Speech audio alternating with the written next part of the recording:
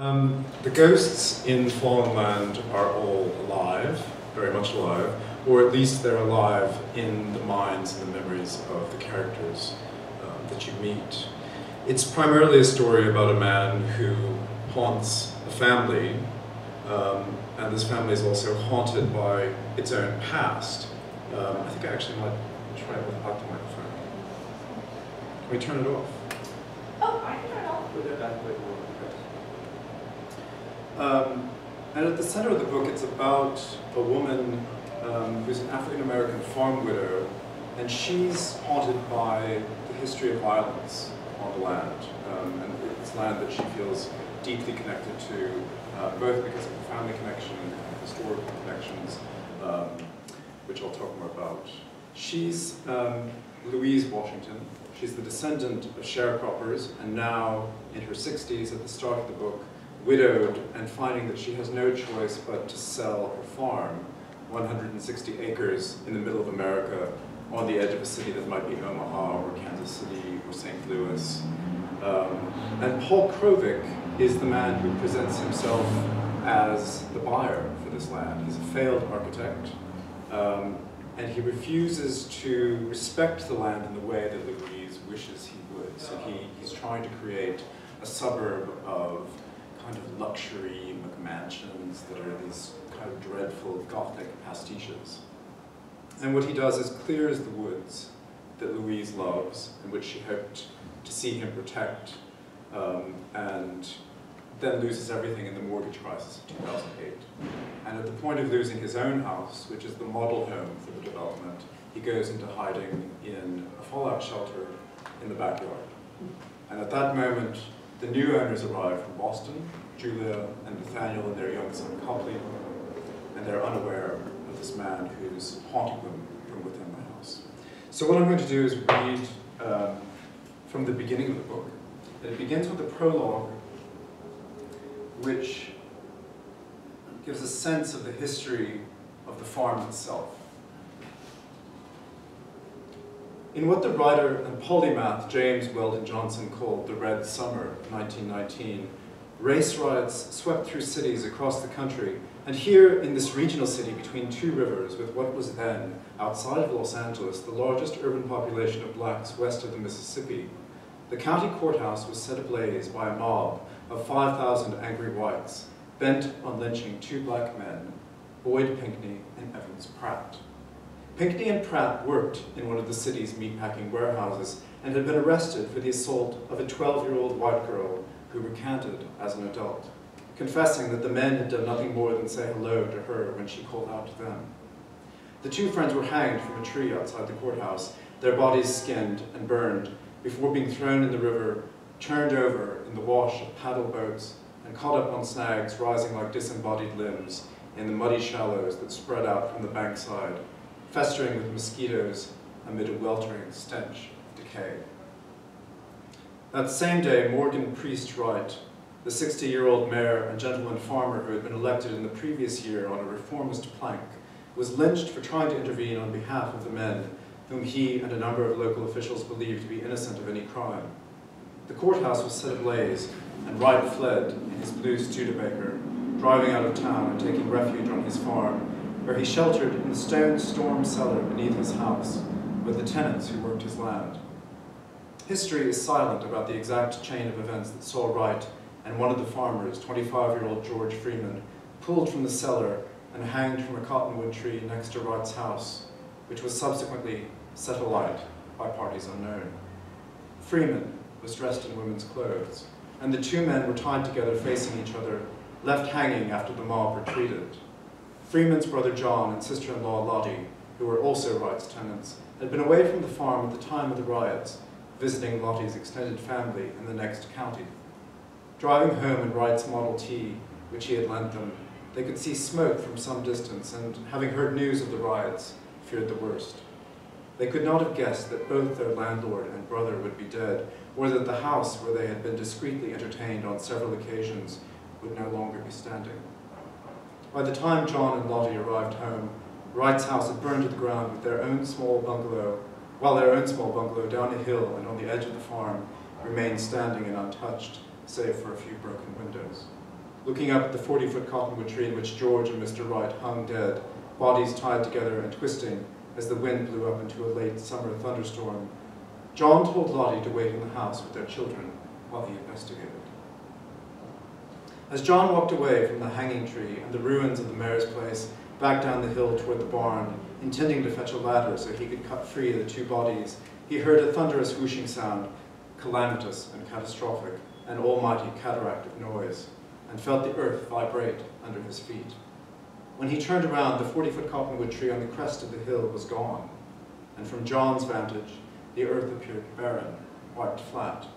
It had been a traumatic return to the farm, and he thought perhaps he was suffering from some derangement of loss. Approaching the place where the tree should have been, he began to discern a shadow of expansive darkness on the surface of the earth, as if the grass had been scorched in a perfect circle.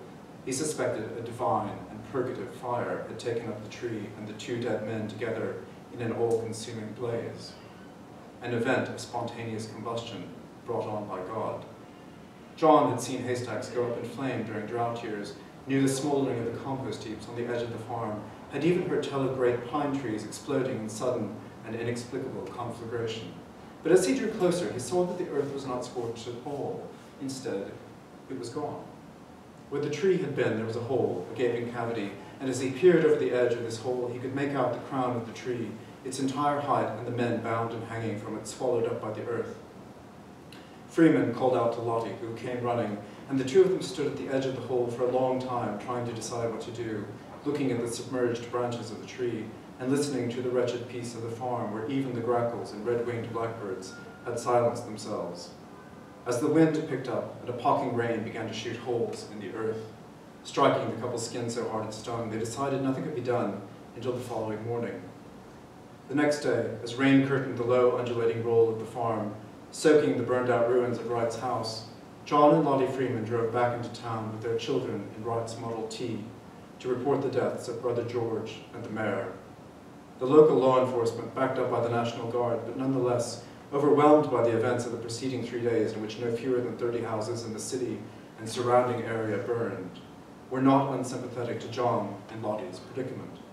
With the sheriff and several deputies escorting them, they returned to the farm where two of the lawmen, harnessed and lowered on ropes, descended into the sinkhole, climbing through the branches of the cottonwood tree, where they confirmed the presence of the bodies and the identity of the mayor. The sheriff understood that John and Lottie had nothing to do with the deaths, were in no way responsible, and that justice would never be done. It was suggested that disinterring the men from their unusual resting place would raise questions the community could not face, might never be able to answer, and would only create more tension between the races.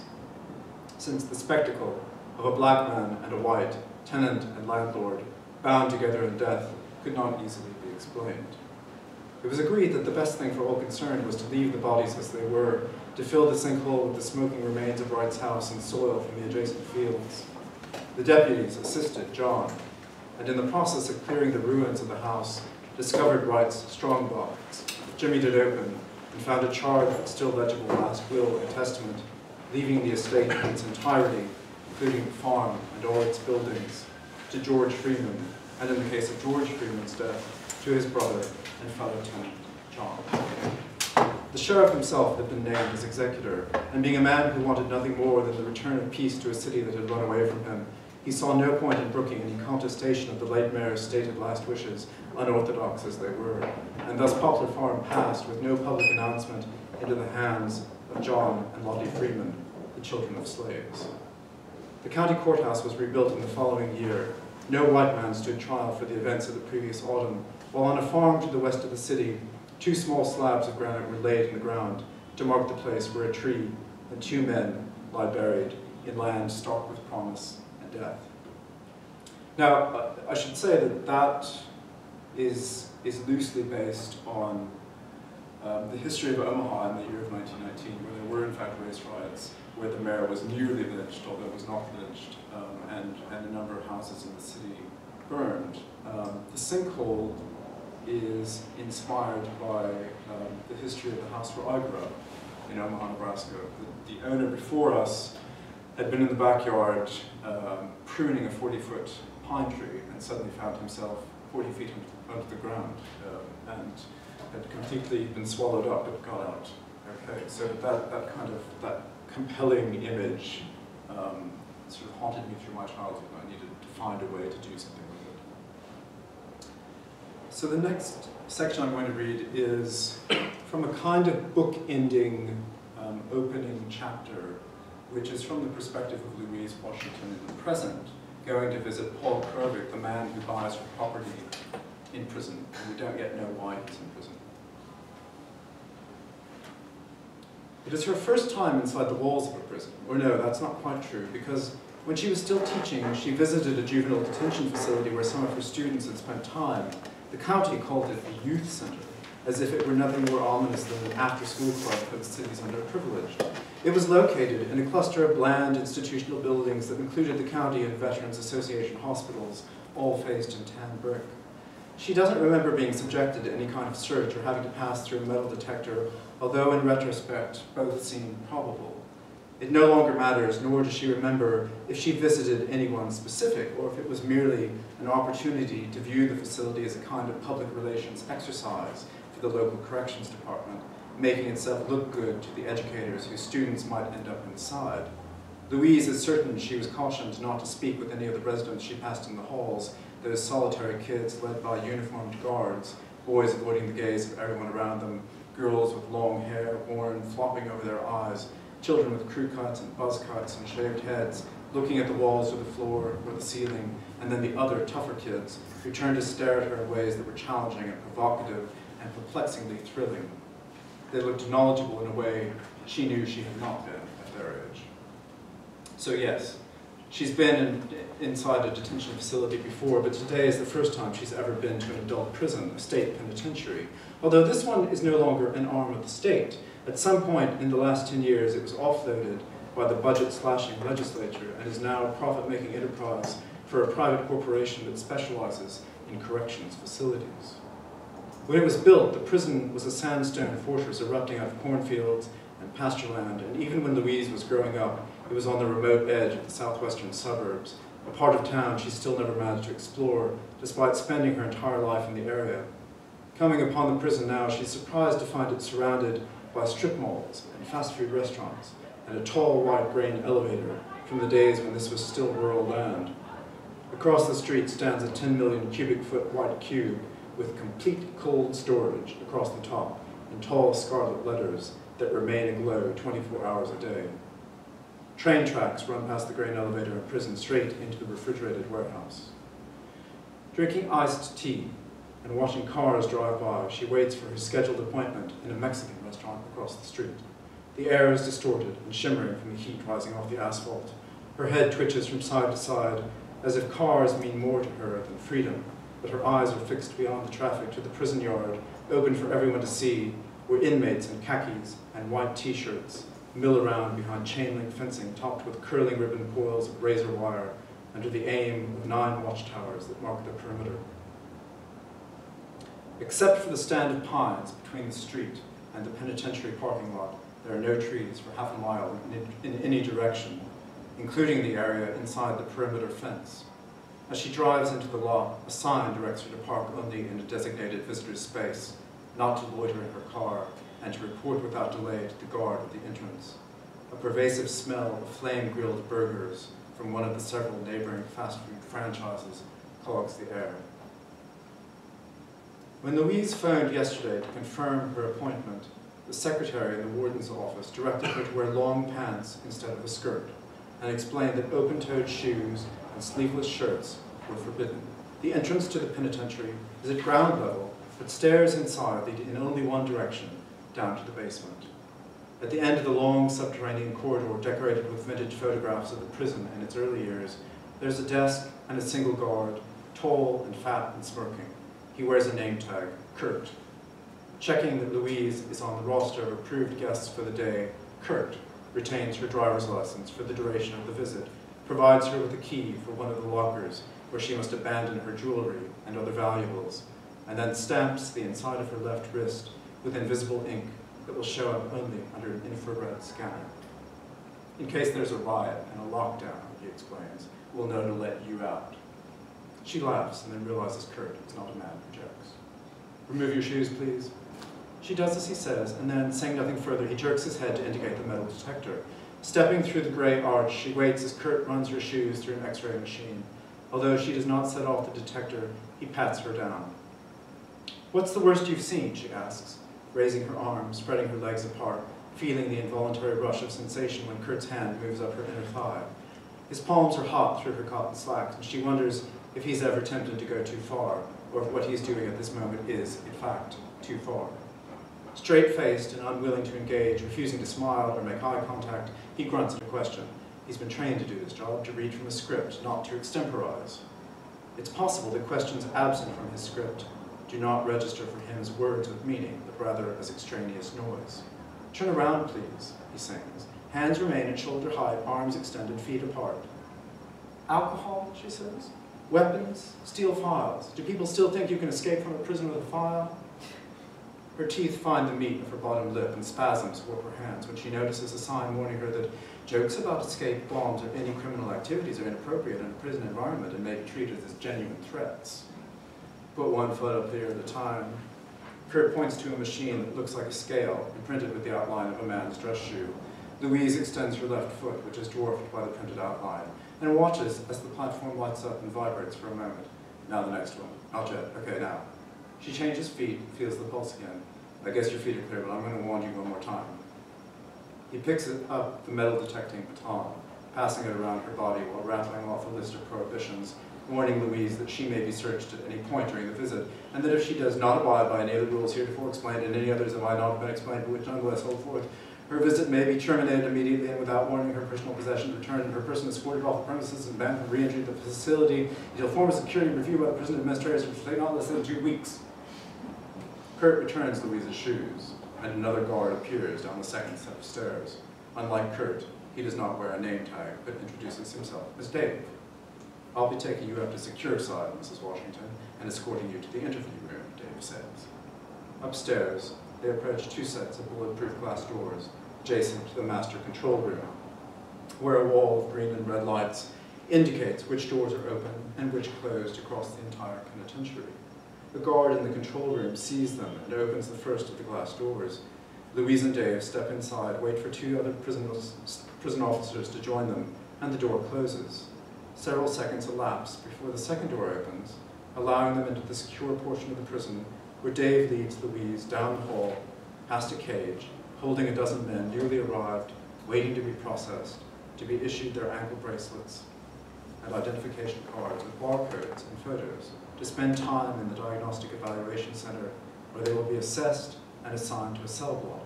Waiting for their diagnosis, the new men all look terrified. So I'm going to skip ahead slightly.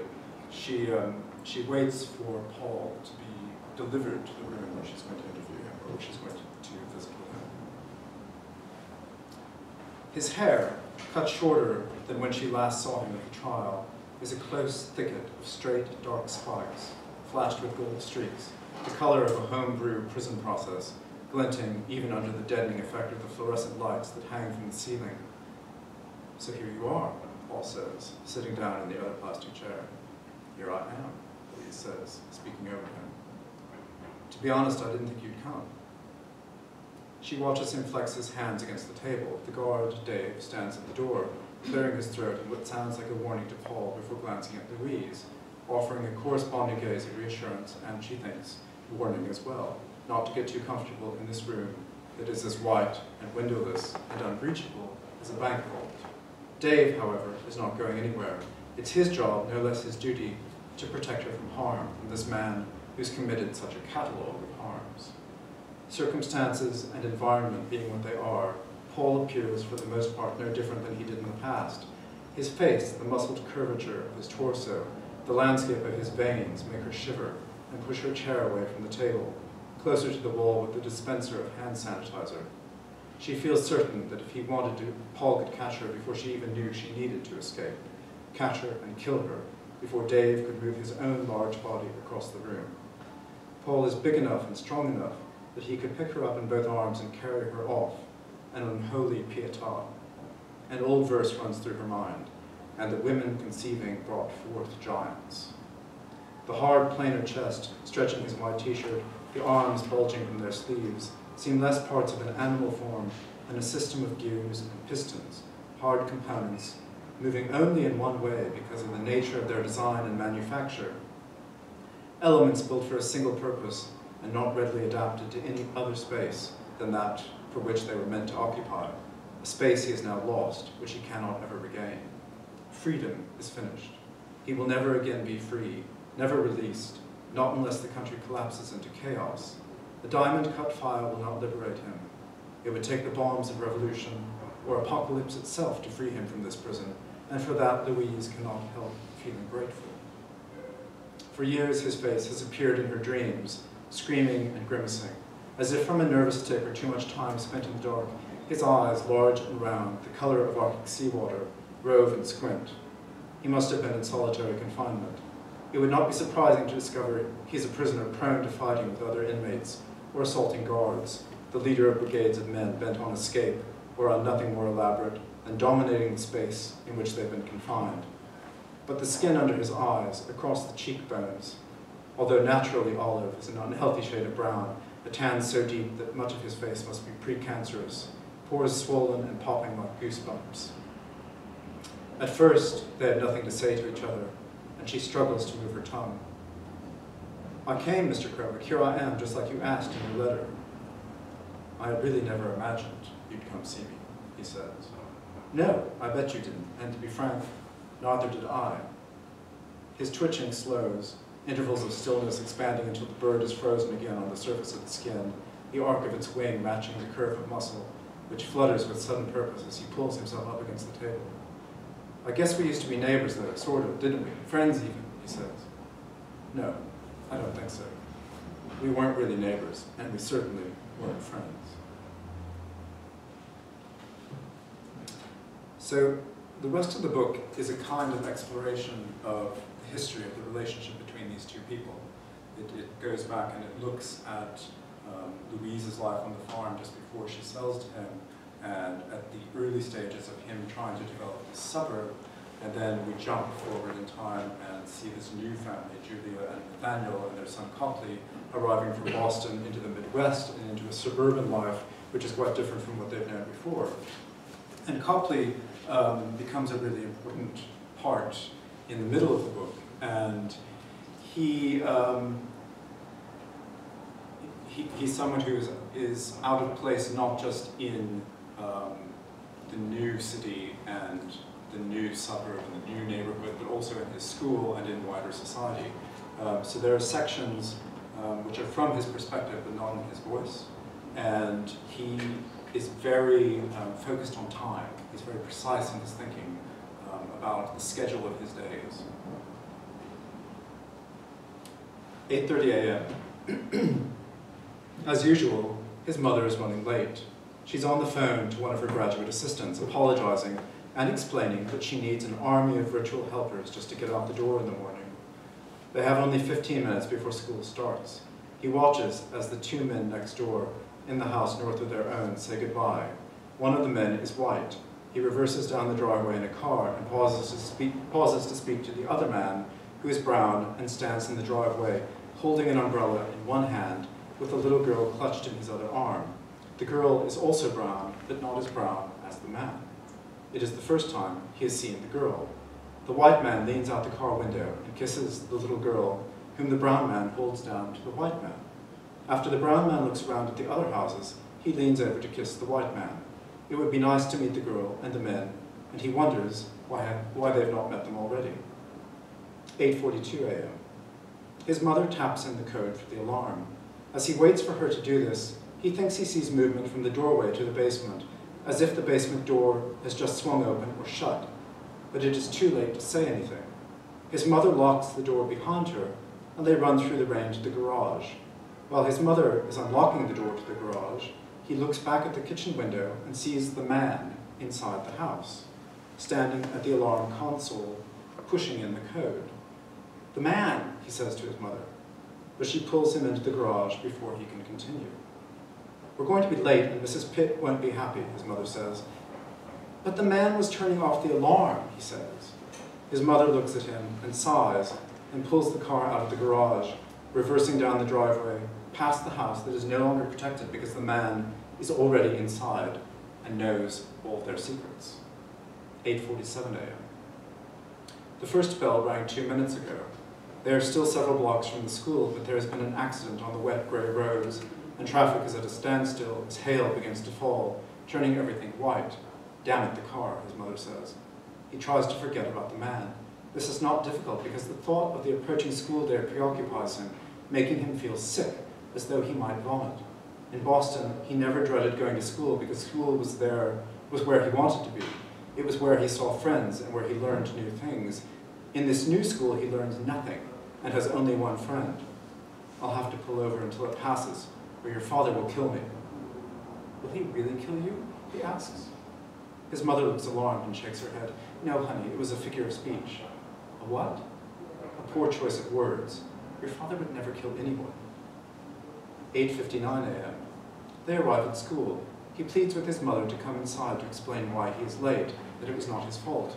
She parks the car and runs into the building, shakes water from her jacket, and speaks to Mrs. Taylor, the guidance counselor, who says, a tardy is a tardy even when it isn't the fault of the child. He does not think he will be going to this school again after the winter break. He overheard his mother tell someone on the phone that she does not approve of the school, but feels unable to take him out because they have failed to make any other plans, and it would be bad for his father's career if they enrolled him somewhere else. Why would it be bad for Dad's career? He asked his mother.